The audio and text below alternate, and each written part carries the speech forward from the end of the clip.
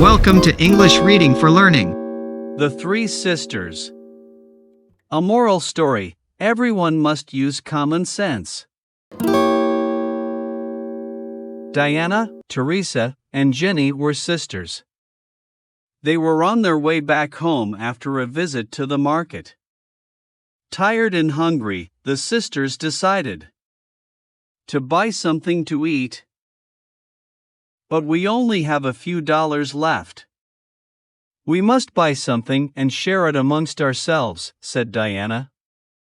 As they looked around, Diana said, I want to eat something sweet. Teresa said, no, we must have something healthy. But I want something to drink as I am thirsty, said Jenny. They were confused and could not decide. A fruit vendor overheard them and asked them for their names. He then gave them a bunch of grapes and said, Diana, grapes are sweet. You will like them. Thanks for watching and listening.